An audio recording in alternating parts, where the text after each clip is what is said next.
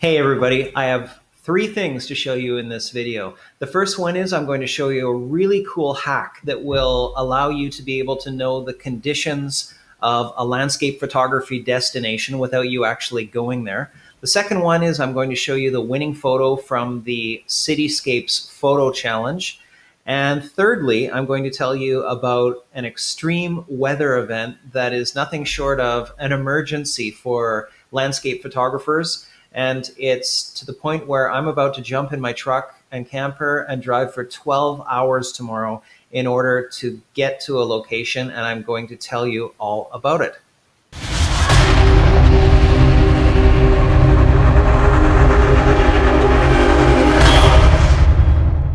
So let's start with the weather event first. This is Moraine Lake, and what I'm about to tell you is all about Moraine Lake. I actually think that Moraine Lake is the single #1 most beautiful place in all of Canada. I absolutely love this place. I think it's probably my most favorite place on the planet Earth. This is what Moraine Lake looks like in the summertime. I'll show you one other photo from here.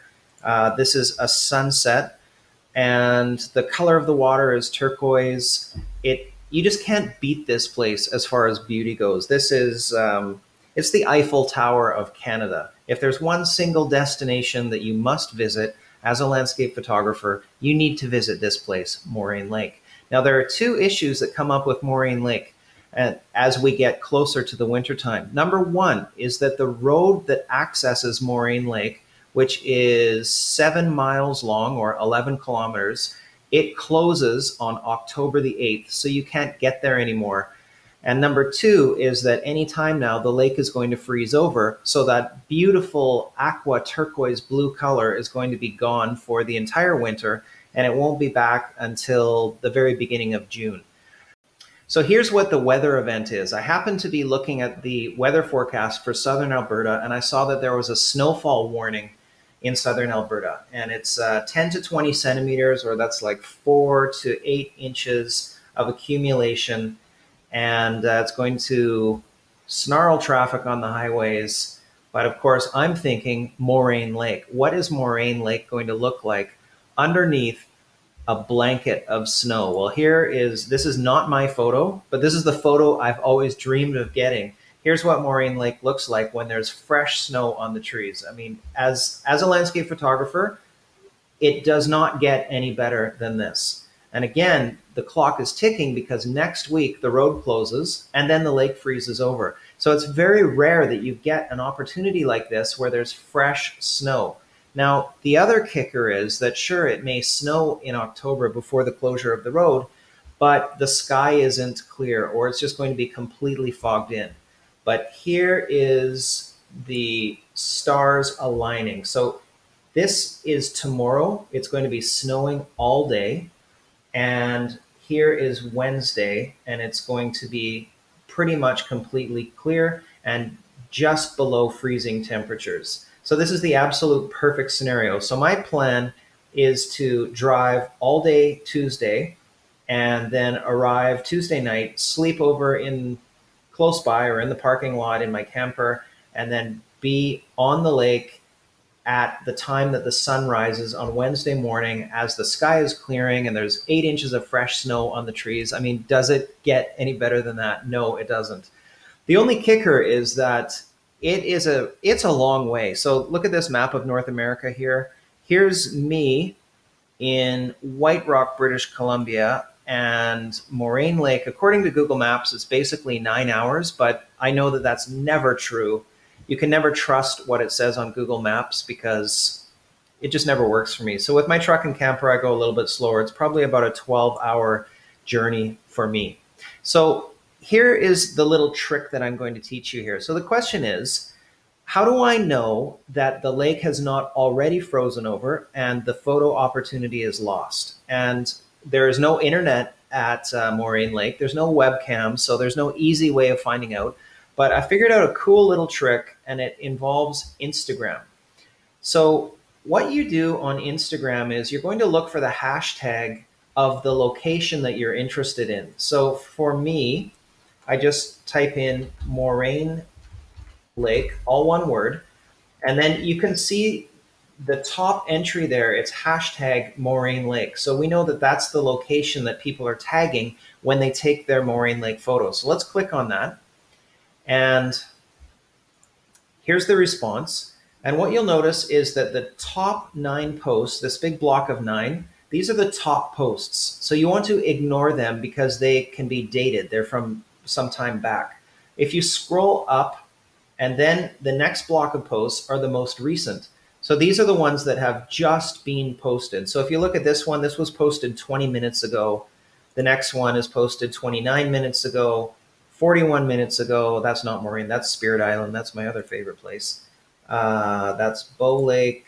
There's Moraine Lake and Moraine, Pado Lake, Moraine. So I can see that with all the most recent photos, none of them are showing that the lake is frozen over. If you just scan all of them, you kind of get a good idea based on the average of what you're seeing here. The snow is falling on this one. Let's just try it one more time. And let's look at the very famous Japanese maple, the Portland Japanese garden, where there is the very famous maple tree. Portland Japanese garden. There's the hashtag. You don't want to click on an actual Instagram account. You want to click on the one that has a hashtag. So there it is. I skipped the top 9 because those are the popular posts. Now I go to the most recent.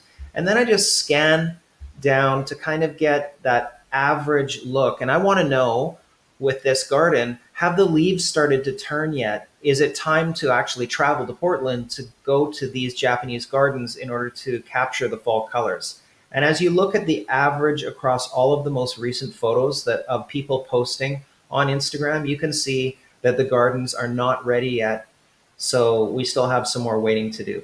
And I know from last year, it was somewhere around October 23rd, 24th, that everything was in full reddish bloom. And now for the third thing I was going to discuss, and that is the Tim's Photo Facebook group challenge. This one was for cityscapes, and we had the members of the group vote for their top photo.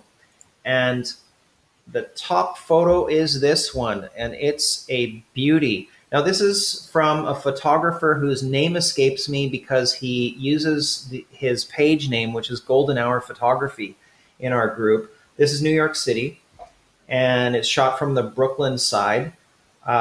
I like a lot about this photo. I will give it a bit of a critique here, and I'm going to point out this foreground. So either we have foreground or we don't have foreground. This is so little foreground as to be on the borderline of becoming a distraction. Do we want the viewer to look at the foreground or do we not? And this may have been better to have been cropped out, or else actually show this rock foreground so that it can be seen across the bottom. Another thing about this photo is that the buildings are extremely dark, and that's probably the look that the photographer was going for. But I think that it would have looked a little bit better if these lights had been pulled out just a little bit more, because really, what is the main subject of the photo? And I would say that the main subject of the photo is the skyline. It's the downtown buildings. And so we need to see those downtown buildings. They need to pop. They need to stand out. Remember that photography is about storytelling, and storytelling always has a hero. So who is the hero of this story? The hero is the downtown core, all of the buildings, and they're very dark in this photo. But this photo has so many good things going for it. So the photographer used a very slow shutter speed, maybe 1 or 2 or maybe 3 minutes, and that gave the movement of the clouds. It also smoothed out the water, because this is normally very choppy water here, but it has that effect that is being applied to the water that makes it look nice and smooth, and it gives it the nice reflections. Also, there are beautiful colors in the sky. We have the warm oranges and yellows on the left side going up into the cool blues at the top. And that often makes for a very interesting photo when there is not only contrast in the light, and what I mean by that is with lights and darks, but there's also contrast in the color temperature in the photo. So we have cool tones in the blues and we have warm tones in the yellows. And That's another form of contrast in the photo. Also, aside from reflections in the water, we've got the leading lines with these rows of piles, and it just makes for a very interesting composition. So this photographer, once I get his name, it's Golden Hour Photography is the name of his Facebook page. He wins a set of my signature landscape profiles for Lightroom. And these are a plugin that you can install into Lightroom and Photoshop that helps you to process your photos faster and easier than ever before. And you can see them at timsphotos.com. I'm going to also just show you two photos that really stood out in this particular photo challenge. And one of them is Leonid Sheckman. And his photo of Mont Saint Michel in France, in Normandy, France, was spectacular. This sky is a photographer's dream. When does this ever happen on the particular day you happen to be visiting Mont Saint Michel and you have your camera? It's absolutely stunning. Now, I will say again that there is something that's I find to be just a little bit distracting, and it's this walkway down the left-hand side. We could say, oh, it's a leading line, but yes, it's a leading line that's pointing down off to the left of the photo. So if I start to look at the bottom left of the photo, my eye drifts off and leaves the photo. So I would have rather have seen that there was not that walkway in the photo. That could be cropped out. Actually, in Photoshop, it could be cloned out, because we've got all this sand here, and it's quite easy to clone sand over top of something that's a distraction. Very easy to clone sand. So that would be my recommendation for this photo, is clone out the bridge. And this is a stunning photo, Leonid. You should be very proud of this one, and I hope that you print this and put it on your wall, because, you know, I'm not going to say it's once in a lifetime, but given how far away this location is and how difficult it is to get there, it's once in a lifetime. One more that is a notable photo, and this one is from Wendy Klein. Wendy lives in Australia, and she has been posting some absolutely stunning photos in our Tim's Photos Facebook group. And this is one of them. And once again, she has used a long exposure technique to get that movement in the clouds. We've got the reflections in the water, and the water has been smoothed out because of that long exposure. And of course, the way that we do this is to put a very dark neutral density filter over top of the lens of our camera. Make sure that the camera is on a tripod. Make sure you're not touching the camera as you set off the trigger. You're either using a timer so you're not touching it, or a wired shutter release. And that way you won't get any blur, any jiggle of the camera as you touch it. And with that long exposure of 1, 2, 3 minutes, she's smoothed out what is most likely ocean water, very rough ocean water. That creates the reflections. Those reflections on the bottom have created leading lines that go right towards the building, and then those amazing warm streaks in the sky. So fantastic job, Wendy, on this photo. So that is it. I need to go because I have to pack the truck, the camper. I have 1,000 things to pack. I have 12 hours of driving tomorrow. I'm going with my son, Andrew. We're going to have a great time, and hopefully we're going to have fantastic conditions on Wednesday morning at sunrise. I will post those as soon as I get back into civilization, and I look forward to seeing all of you in the next video. Take care and happy shooting.